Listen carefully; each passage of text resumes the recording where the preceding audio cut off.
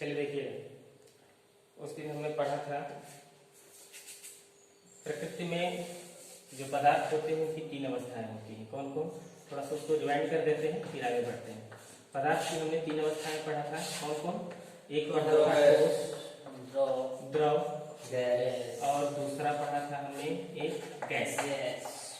हमने इनकी संरचना के विषय में थोड़ा सा पढ़ा था, कुछ डिटेल हमने दिया था, कुछ डिटेल अभी बाकी जो भी उसको कंफर्मेशन कर देते हैं। ठीक है, देखिएगा, ठोस हमने बताया था कि जिसकी आकृति और आयतन ये दोनों क्या होते हैं? निश्चित होती है।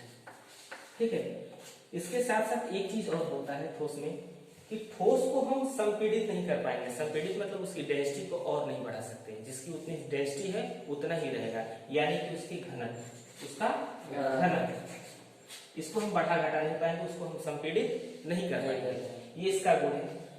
अब हमें इस चैप्टर में पढ़ना किसको है? ओनली फॉर ठोस को। किसको पढ़ना है? ठोस।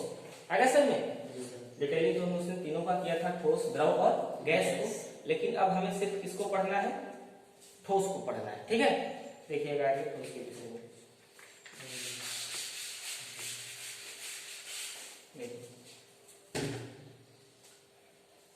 ठोस प्रकृति में 2 रूपों में पाया जाता है। कितने रूपों में पाया जाएगा?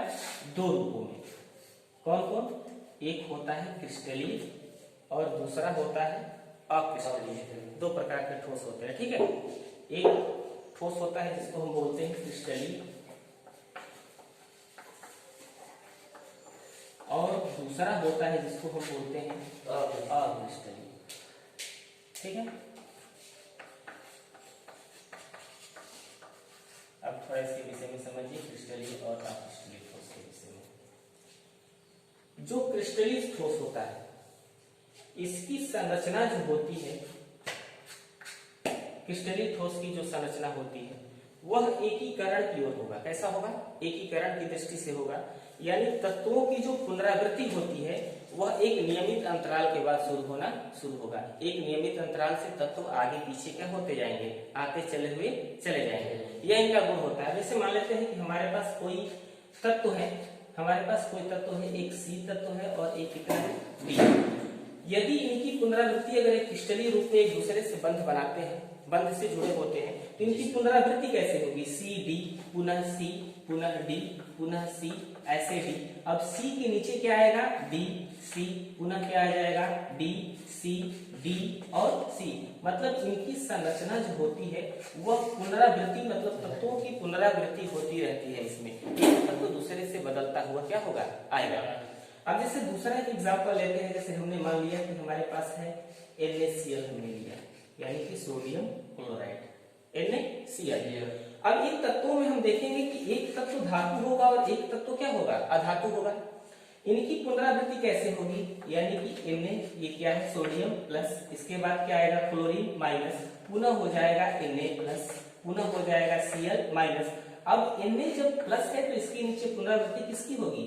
क्लोरीन। क्लोरीन के नीचे पूरा किसकी पुनरावृत्ति होगी? NaCl की। NaCl के नीचे पुनरावृत्ति किसकी होगी? क्लोरीन की। और क्लोरीन के नीचे पुनरावृत्ति किसकी होगी? Na+। यह क्रिस्टलीय का एक क्या है? एग्जाम्पल है। यानी तत्वों की पुनरावृत्ति क्या होती रहती है? एक नियमित अंतराल के बाद होती रहेगी। यह क्रिस्टलीय ठोस है। अक्रिस्टलीय ठोस में ऐसा नहीं होता। अब इसे मान लेते हैं कि हमारे पास तत्व है C और D, कोई एक तत्व है, तो यह जरूरी नहीं है कि तत्वों की पुनरावृत्ति C D होगा। यहाँ पे D भी आ सकता है, पुनः C आ सकता है, पुनः D आ सकता है, पुनः C। मतलब इनकी पुनरावृत्ति का कोई भी आधार नहीं होता, कोई आधार नहीं होता। इनकी पुनरावृत्ति कैसे भी हो सकती है। यह क्या है? अक्रिस्टलीय ठोस है।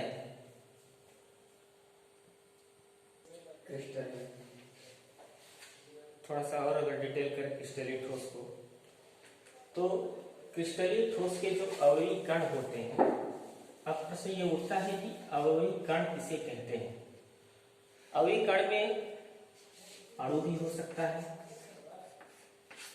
परमाणु भी हो सकता है और आयन भी हो सकता है। अणु, परमाणु और आयन, यह क्रिस्टलीय ठोस के अवयवी कण कहे जाते हैं। यानी किसी क्रिस्टलीय ठोस में उसका अणु होगा, उसका परमाणु होगा या उसका आयन, इनका जो एक व्यवस्थित ढंग होता है वह सुव्यवस्थित रूप से इनकी पुनरावृत्ति एक के बाद होती रहती है। यह एक क्रिस्टलीय ठोस का बहुत बड़ा उदाहरण है। आगे समझ में, जो इनके अवयवी कण होते हैं और क्रिस्टलीय ठोस के अवयवी कण होते क्या है? अणु, परमाणु और आयन। आगे समझ में, अब जैसे अणु हमने मान लिया यहाँ पे ये है Na2, यहाँ पे है Na और यहाँ पे हमने लिख दिया Na+। यानी कि इनकी जब पुनरावृत्ति होती है वह सुव्यवस्थित ढंग से होती है। मतलब एक नियमित अंतराल के बाद इनके अणु क्या होते रहेंगे? परिवर्तित। ऐसा नहीं होगा कि प्लस के बाद प्लस आ जाए, प्लस प्लस मतलब धातु ही धातु आ जाए, नहीं, मेटल आएगा तो non metal, metal non metal, ऐसा हो। इनकी पुनरावृत्ति एक क्रम के माध्यम से होती रहती है। अब थोड़ा सा बात कर लेते हैं क्रिस्टलीय ठोस के गलनांक की, क्वथनांक की और उनकी आकृति की। क्रिस्टलीय ठोस का एक गुण और यह होता है कि किसी भी क्रिस्टलीय ठोस को यदि किसी औजार के द्वारा विभक्त किया जाए, बहुत बड़े टुकड़े को ले लिया जाए, जैसे एग्जांपल के तौर पर ले लीजिए, हमने ले लिया शक्कर। किसको ले लिया? शक्कर, ठीक है। अब इसमें यह एक फायदा ये है क्रिस्टलीय ठोस में कि अगर शक्कर को हम किसी औजार के द्वारा अगर तोड़ते हैं तो जो उसके बड़े टुकड़े का जो जैसी आकृति होगी वैसे ही आकृति उसके छोटे टुकड़े की भी होगी। यानी कि उसका जो आकार का विखंडन होता है वह समान रूप से एक आकार के रूप में होता चला जाएगा। हाँ, उसका एरिया कम हो जाएगा लेकिन उसकी आकृति जो है, जिस प्रकार की वो आकृति शेप को धारण करता है उसमें किसी प्रकार का कोई परिवर्तन नहीं होता है। नंगी आंखों से इसको हम देख नहीं पाएंगे लेकिन टेलीस्कोप से अगर आप देखेंगे तो शक्कर का जो सबसे बड़ा भाग है और उसको किसी औजार से विभक्त करने पे जो उसका सबसे छोटा विभाग होगा, उन दोनों का शेप क्या होगा? एक समान ही होगा। यह क्रिस्टलीय ठोस को पहचानने का एक और आसान तरीका है। आगे समझिए, उसकी आकृति चाहे वो बड़ा हो चाहे छोटा हो, किसी भी औजार से विभक्त करने पर उसकी जो आकृति होगी वह एकीकरण होगी। कैसी होगी? एकीकरण होगी। इसके बाद बात कर लेते हैं गलनांक की। किसकी? गलनांक की। क्रिस्टलीय ठोस का में गलनांक जो होता है वह एक निश्चित ताप पर, कैसे ताप पर? एक निश्चित ताप पर वो क्या होगा? गलना शुरू हो जाएगा। अब थोड़ा इसको ग्राफ से समझिए, टेम्परेचर को ताप से कैसे गलेगा। हमने एक टेम्परेचराइज कराया, हमने इसको मान लिया x, इसको हमने मान लिया y, ठीक है। ध्यान दीजिएगा, हमने यहाँ पे समय को यहाँ पे प्रदर्शित कर दे रहे हैं और यहाँ पे टेम्परेचर को प्रदर्शित कर रहे हैं। किसको? टेम्परेचर, ठीक है। जब किसी क्रिस्टलीय ठोस में हम विद्युत को यानी टेम्परेचर को जब हम प्रवाहित करेंगे, किसको प्रवाहित करेंगे? टेम्परेचर को प्रवाहित करेंगे तो इसका टेम्परेचर एकीकरण की दृष्टि से बिल्कुल एकाएक नीचे नहीं जाएगा। वह ऐसा भी होता है कि कुछ देर तक अपनी टेम्परेचर को बनाए रखेगा, पुनः टेम्परेचर को क्या करेगा? नीचे की ओर धीरे धीरे लाना शुरू करेगा। यानी कि इसका जो गलनांक होता है वह एक निश्चित तापमान पर ही क्या होगा? गलेगा। एक निश्चित तापमान पे ही वो क्या करेगा? गलना शुरू होगा। एकीकरण में ऐसा नहीं होगा कि हमने जैसे इसको टेम्परेचराइज करना शुरू किया, किसी भी चीज को, जैसे हमने शक्कर को टेम्पराइज करना शुरू किया तो ऐसा नहीं होगा कि उसका टेम्परेचर एकीकरण के रूप में एकाएक ही घट जाएगा। नहीं, कुछ सिचुएशन ऐसे आएंगे, कुछ समय ऐसा भी आएगा जहां वो अपने टेम्परेचर को बनाए रखेगा, कुछ देर तक रुकेगा, पुनः वहां से क्या होगा? नीचे की ओर आना शुरू हो जाएगा। तो जब ग्राफी रूप में इसके टेम्परेचर को हम प्रदर्शित करते हैं तो कुछ हमें ऐसा प्रतीत होता है। कहीं कहीं ऐसा लगेगा जहां टेम्परेचर को इसने क्या किया है? रोका है, कुछ समय के लिए क्या कर दिया? टेम्परेचर को रोका है, पुनः टेम्परेचर धीरे धीरे ताप में धीरे धीरे गिरावट होना शुरू हो जाता है। यह एक क्रिस्टलीय ठोस का भी उदाहरण है। आगे समझ में, आगे देखिए, फिर बता रहे हैं इसके बाद।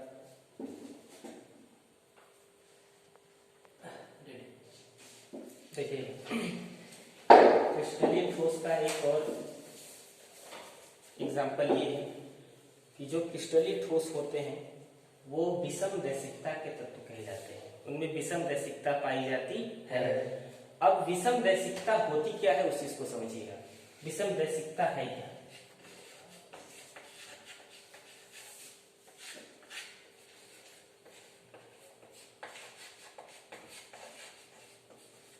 समझिएगा विषम दैशिकता क्या है। कह रहा है कि जब किसी क्रिस्टलीय ठोस में हम विद्युत को प्रवाहित करते हैं। क्या करते हैं? प्रवाहित करते हैं। अब जैसे मान लेते हैं कि हमारे पास एक क्रिस्टलीय ठोस है, हमने इसका एग्जांपल समझाया था CD, पुनः आ जाएगा C, पुनः क्या आएगा D, पुनः C, पुनः D, C। अब C के नीचे किसकी पुनरावृत्ति होगी? D की। D के नीचे C, पुनः यहाँ पे D, C, यहाँ पे D, C और यहाँ पे क्या हो जाएगा D। पुनः D के नीचे अब क्या आएगा? C, इसके नीचे क्या आएगा? D, इसके नीचे C। इसी तरह इसकी पुनरावृत्ति होती रहेगी। कह रहा है कि विषम दैशिकता किसी क्रिस्टलीय ठोस की विषम दैशिकता क्या है? तो जब किसी क्रिस्टलीय मतलब क्रिस्टलीय ठोस में हम विद्युत को प्रवाहित करते हैं। किसको प्रवाहित करेंगे? विद्युत को प्रवाहित करेंगे।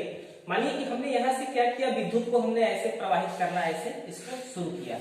तो जब हम इसमें विद्युत को प्रवाहित करते हैं तो यह भिन्न भिन्न तत्वों से होते हुए क्या होता है, विद्युत इसमें प्रवाहित होगा। ऐसा नहीं होगा कि सिर्फ एक ही तत्व से विद्युत प्रवाहित शुरू होगा, नहीं। यदि मेटल है तो सिर्फ ऐसा नहीं कि मेटल से ही होगा, नॉन मेटल है तो नॉन मेटल से, मेटालाइट है तो मेटालाइट से, ऐसा नहीं होगा।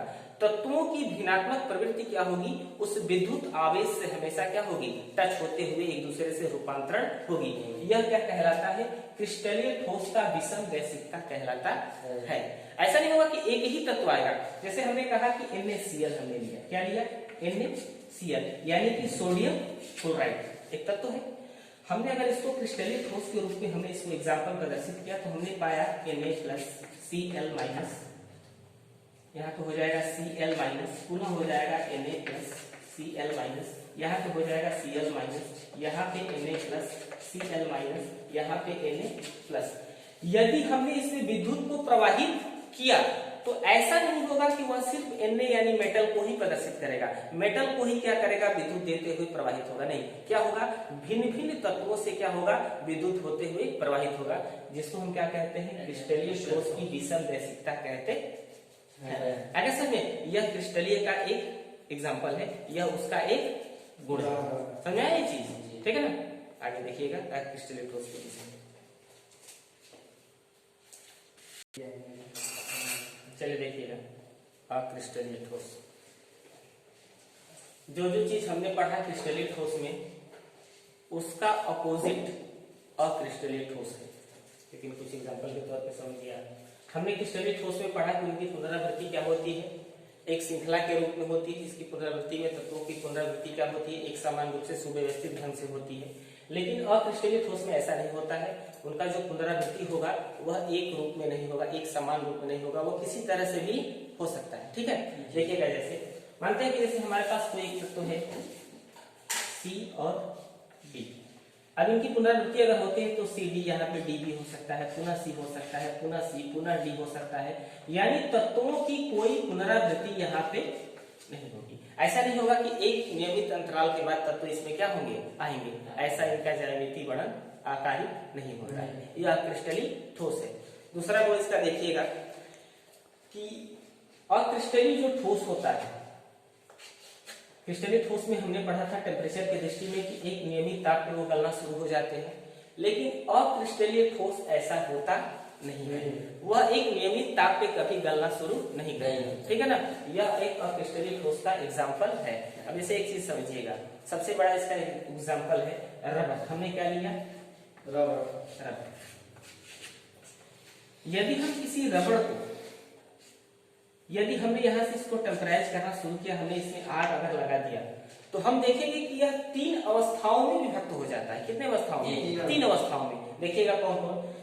जो भाग रबड़ का जल रहा होता है वह तो किस रूप में हो गया, गैस रूप में। किस रूप में चला जाता है वो, गैस। लेकिन गैस का जो पीछे का भाग होगा वह देखेंगे आप द्रव रूप में रहेगा। किस रूप में रहेगा, द्रव। और जो सबसे पीछे का जो भाग बचेगा वह किस रूप में रहेगा, ठोस रूप में रहेगा। यह किसका गुण है, अक्रिस्टलीय ठोस का। यानी कि इनके टेम्परेचर का कोई भी अनुमान नहीं है कि वह किस टेम्परेचर, किस निश्चित तापमान पे वह गलेगा। आगे समझे, यह क्या है, अक्रिस्टलीय ठोस कहलाता है। दूसरी चीज देखिएगा, अक्रिस्टलीय ठोस में जो विषम दैशिकता होती है,